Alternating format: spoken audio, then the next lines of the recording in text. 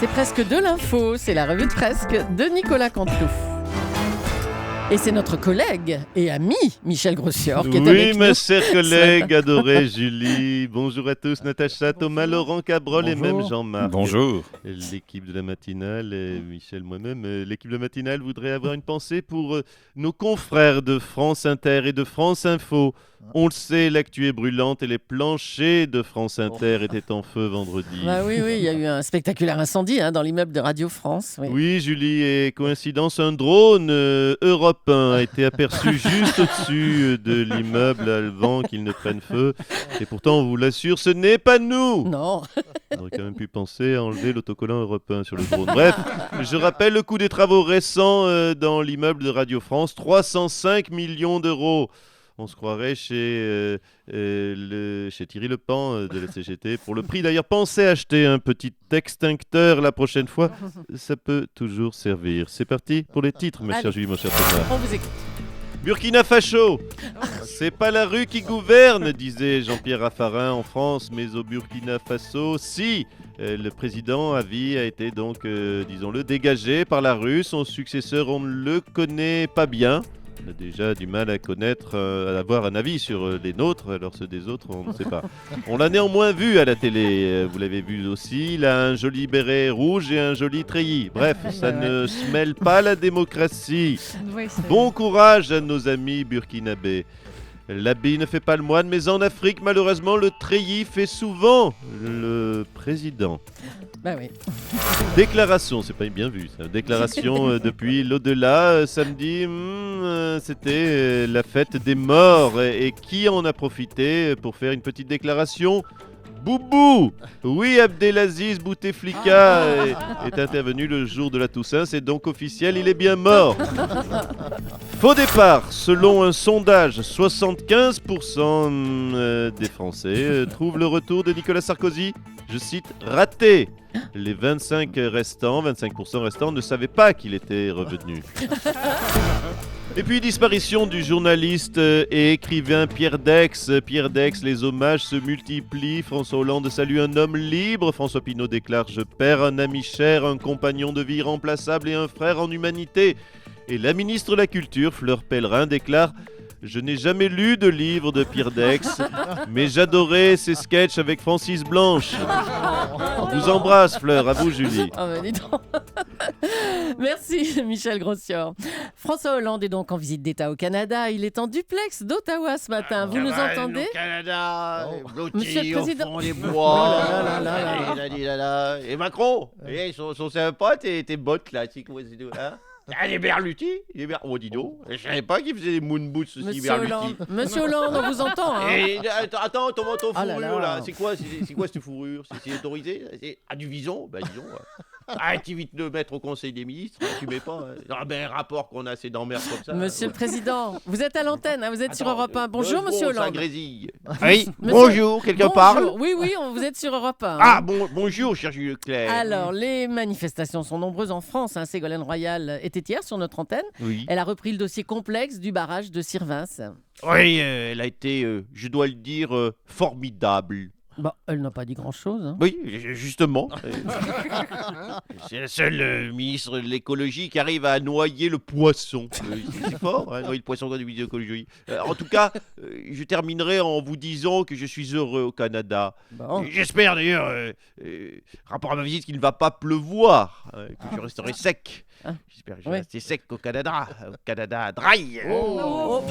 Oui, jeu de mots. Je serai donc au festival Juste pour rire à partir du 15 novembre au Canada. Ah, bah alors vous allez triompher. Merci, Monsieur Hollande.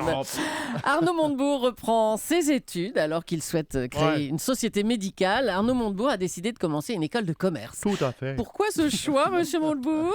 Eh bien, chère Julie Leclerc, c'est très simple. Oui, dame Julie de la pendulette avalée. Je vous narre ma démarche intellectuelle. Alors. J'étais à mon logis avec mamie. Ma mamie, pas avec, non, monsieur Cabrol, pas avec mamie, ma grand-mère, mamie, ma compagne. Dame Filippetti de la ressemblance avec Amélie Mauresmo abusée. Moi, je remarqué, maintenant que je vous le dis. Maintenant que je vous le dis, c'est imparable. Donc j'étais avec Aurélie, et quand me vient une idée, tiens, Je m'en vais monter une entreprise, lui Oh, dis. bah dites donc. Et qu'est-ce qui s'est passé alors? Ah, écoutez, ma chère Julie, ma amie Aurélie me dit, c'est bien beau le gars Arnaud, mais tu connais rien en économie. Oh, bah oui, Natacha. Je lui dis, c'est pas faux, je lui dis.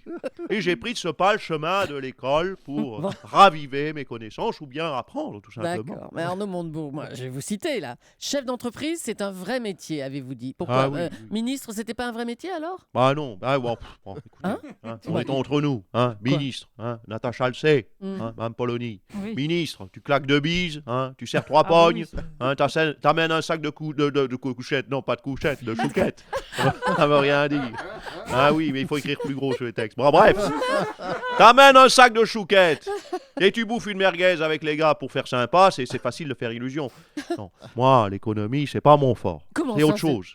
L'économie, c'est pas votre fort. Vous avez été ministre quand même. Et vous avez géré le sort des entreprises françaises pendant 2 ans. Ah oui, bah oui, mais justement, vous avez vu comment je les ai gérées, les entreprises françaises. Un licenciement sur licenciement. Alors, entre nous.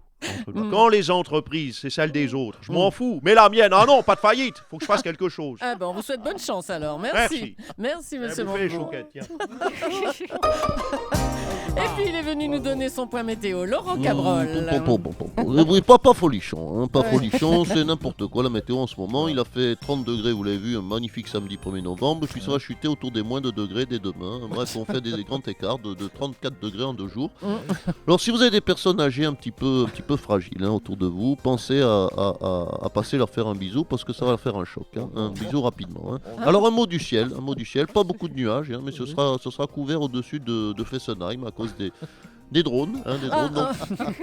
Alors inutile de sortir un parapluie si vous prenez un drone de 35 kg sur le coin de la tronche, votre parapluie ne va pas vous servir à grand chose. Vous irez rejoindre, disons-le, papy et mamie. Donc voilà, bonne semaine à tous. Tout est cohérent, je retombe sur mes pattes comme à chaque fois. C'est réjouissant tout ça. Merci Laurent Cabrol.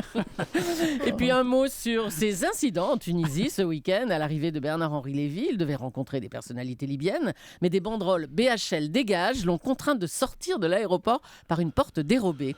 Bertrand Delanoë, vous vivez en Tunisie, alors on va vous demander... Jean Toufik, Bertrand veuillez préparer l'huile d'argan pour oindre notre invité Bernard-Henri à son arrivée. Vous serez mignon, merci. Mais qu'est-ce que vous avez dressé là? C'est quoi ce buffet pour 200 personnes dans le jardin? Mais expliquez-moi, jeune numide. Bertrand Delanoë. Mais comment ça? On vous entend. Mais comment ça, c'est un buffet pour le BHV? Mais non, non, mais c'est pas. Mais on ne reçoit pas le BHV. Tout le BHV, on reçoit BHL. Vous croyez quoi que BHV c'était Bernard-Henri Vélib? Non, mais. Oh, mais qu'il est sot ce Jean-Touffe. Mais qu'est-ce que vous êtes fait sans l'air, Jean-Touffe? Oh non. Tête en l'air. Oui, mais c'est bien ce que je dis, tête en l'air. Oh, Bertrand, allez, faire autre chose. Bertrand Delanoë, vous êtes sur Europe 1, on dirait François Hollande, là. Vous êtes sur Europe 1. Oui, ça va, Meloukoum, ça va. Oui, ça va. Vous avez vu, je parle... Oui, cher Thomas Soto, je parle l'arabe littéraire. Brillamment. Ça va, Meloukoum, ça vous plaît? Ah, beaucoup. Bertrand Delanoë. Bernard-Henri Lévy devait rencontrer des personnalités libyennes en Tunisie, mais il a trouvé un accueil plutôt hostile. Des personnalités libyennes, vous dites? Oui. Mais voilà, c'est ça. Mais quel nigo ce Jean-Toufik. Je vous ai dit que Bernard-Henri Lévy allait rencontrer des personnalités libyennes, pas lesbiennes. Oh là là, mais non, mais arrêtez. Oui, mais c'est ça le problème du téléphone arabe, cher Julie Leclerc. On interprète mal et après on s'enflamme. Et oui, mais Jean-Touffe, par votre mégarde, vous avez encore mis le feu à la Tunisie, vous serez puni, jeune numide. Oui, qu'est-ce qu'il y a? Non, mais ne riez pas dans votre studio. La Numidie est l'actuelle extrémité ouest de la Tunisie. Vérifiez sur Wikipédia, bande d'ignards. Monsieur Cabrol, monsieur Soto. Oui, mais vérifiez, monsieur Morandini. Moi, je prends mon dico, moi, tiens, je vérifie. merci beaucoup Nicolas. Jean-Jacques Bourdin. Jean-Jacques Bourdin, bonjour. Oui, bonjour. Bonjour, heureux Oui, heureux de parler sur votre antenne. Oui. J'ai une question. La grève des buralistes, vous allez en parler aussi ou pas? Bien sûr, cher collègue Thomas Soto, on va en parler, parce qu'on ne parle pas que des bistrots. On parle aussi des bureaux de tabac. Oui, parce qu'on est libre. Je crois que j'ai d'ailleurs en ligne, si vous le permettez, cher Thomas Soto, René. René, vous êtes taxi-buraliste, puisque vous fumez dans votre taxi. C'est bien ça, René? Non, pas du tout, c'est Dominique. Pour un conseil pratique, pour parer à cette grève des buralistes, il faut toujours avoir une petite cartouche d'avance.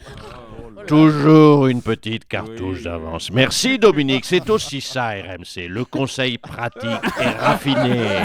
RMC, conseil pratique et raffiné. Prends-en de la graine, mon rendez-vous. Bon, c'est noté. Merci beaucoup Jean-Jacques Bourdin, merci, bravo à Nicolas Canteloup qu'on retrouve en direct demain matin juste avant 9h moins le quart sur Europe 1.